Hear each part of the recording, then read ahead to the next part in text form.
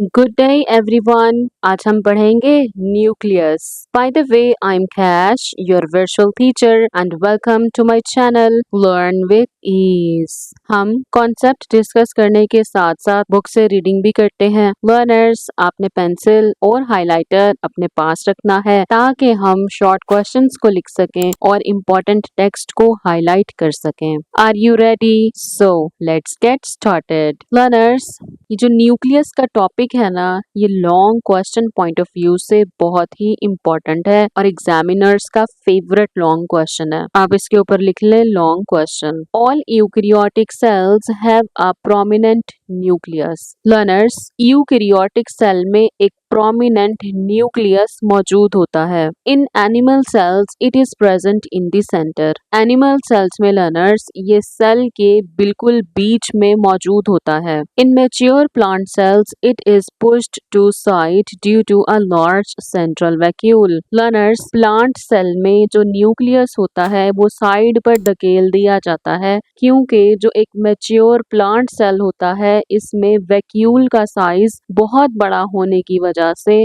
जो न्यूक्लियस होता है वो एक साइड पर लग जाता है। The nucleus is bounded by a double membrane known as nuclear envelope. Learners, line important है एमसीक्यू पॉइंट ऑफ व्यू से। आप इस लाइन को कर लें हाईलाइट और लिख लें एमसीक्यू। लर्नर्स, न्यूक्लियस एक डबल मेम्ब्रेन के अंदर बाउंड होता है, मींस न्यूक्लियस की मेम्ब्रेन डबल होती है जिसे कहा जाता है nuclear envelope. It is semi permeable and has many small pores called nuclear pores. Learners, cell membrane की तरह जो न्यूक्लियर एनवेलप होता है ये भी सेमी परमिएबल होता है, मींस ये कुछ मॉलिक्यूल्स को अलाउ करेगा पास होने के लिए और कुछ मॉलिक्यूल्स को बाहर ही रहने देगा। इजाजत नहीं देगा कुछ मॉलिक्यूल्स को कि वो न्यूक्लियस के अंदर दाखिल हो। और लर्नर्स, न्यूक्लियर एनवेलप के अंदर बहुत सारे पोर्स होते हैं जिन्हें कहा जाता है न्यूक्लियर पोर्स।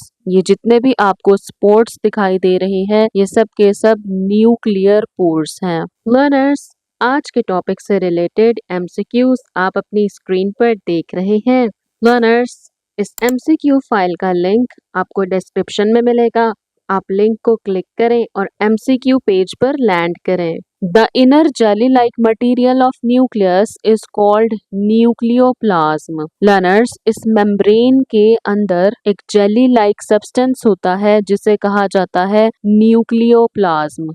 लर्नर्स, आप इसे साइटोप्लाज्म से तशबीह दे सकते हैं। जिस तरह सेल के अंदर साइटोप्लाज्म होता है इसी तरह न्यूक्लियस के अंदर न्यूक्लियोप्लाज्म होता है। In nucleoplasm there are one और more small bodies called nucleoli. Learners, इस न्यूक्लियस के अंदर एक या एक से ज्यादा बॉडीज मौजूद होती हैं जिसे बोला जाता है न्यूक्लियोलाई। ये पिंक कलर का लर्नर्स न्यूक्लियस है और ये डार्क ब्राउन कलर का न्यूक्लियोलाई है। Here ribosomes are assembled. इस न्यूक्लियोलाई में लर्नर्स राइबोसोम्स असेंबल होते हैं। और कौन से राइबोसोम्स? राइबोसोमल आरएनए असेंबल होते हैं। Nucleoplasm contain fine thread like material known as chromatin. Learners, जो न्यूक्लियोप्लाज्म होता है इसमें धागा नुमा स्ट्रक्चर्स मौजूद होते हैं जिन्हें नाम दिया जाता है क्रोमैटिन का। लर्नर्स, ये सब के सब एमसीक्यूज हैं। जितनी आपको इस पैराग्राफ में बोल्ड हेडिंग्स दिखाई दे रही है ये सब पोटेंशियल एमसीक्यू बनते हैं।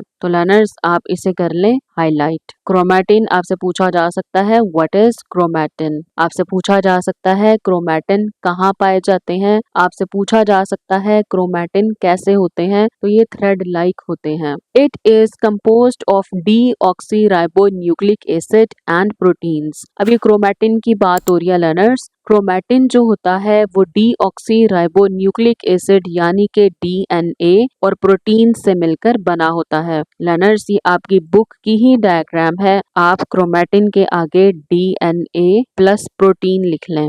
लर्नर्स, ये छोटी छोटी बातें जो हम अपनी बुक पर लिखते हैं ना, जब हम इस टॉपिक को रिवाइज करेंगे तो रिवीजन में ये टॉपिक 3 से 4 मिनट लेगा और आपको बहुत अच्छे से चीजें याद हो जाएंगी।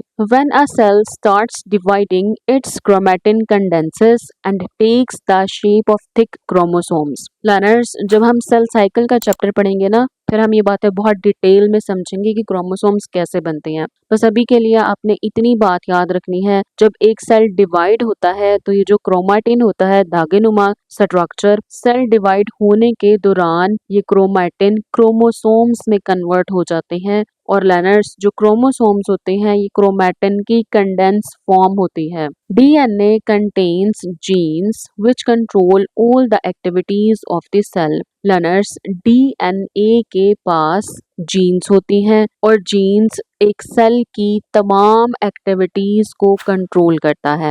DNA is also responsible for the transmission of characteristics to the next generation. Learners, DNA की वजह से ही हमारी खुसूसियात अगली नस्ल में मुंतकिल होती हैं। लर्नर्स, अगर आप थोड़ा सा गौर करें और खुद को अपने पेरेंट्स के साथ रिजेंबल करें, कोई बच्चे ऐसे होंगे जिनके जो हेयर कलर है किसी का अम्मी से मिलता होगा, किसी का हेयर कलर अब्बू से मिलता होगा। इट्स मीन हमें वो कैरेक्टरिस्टिक्स हमारे पेरेंट्स से डीएनए की फॉर्म में मिली हैं। लर्नर्स, इसी तरह हमारी जो कॉम्प्लेक्शन होती है यानी कि जो स्किन कलर होता है, डीएनए की सूरत में हमारे पेरेंट्स से हमें मिला होता है। That is why it is called the hereditary material. अब चूंकि जो डीएनए है लर्नर्स, ये हमें हमारे पेरेंट्स से मिलता है, इसीलिए हम इसे हेरिडिटरी मटेरियल बोल देते हैं, यानी कि डीएनए हमें विरासत में हमारे पेरेंट्स से मिलता है। लर्नर्स, मैं आपको हमेशा से बताती हूँ जो ये ब्लू बॉक्सेस होते हैं ये बहुत इंपॉर्टेंट होते हैं।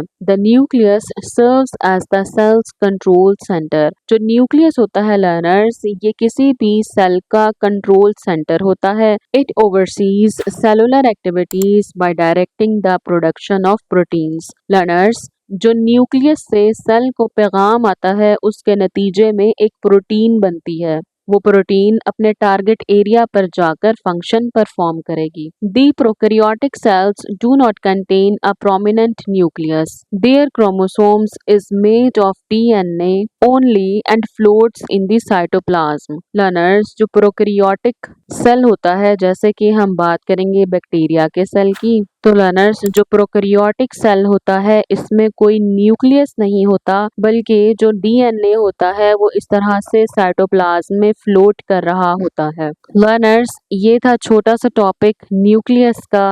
नेक्स्ट लेसन में हम पढ़ेंगे cytoskeleton. Stay connected with us and good luck everyone.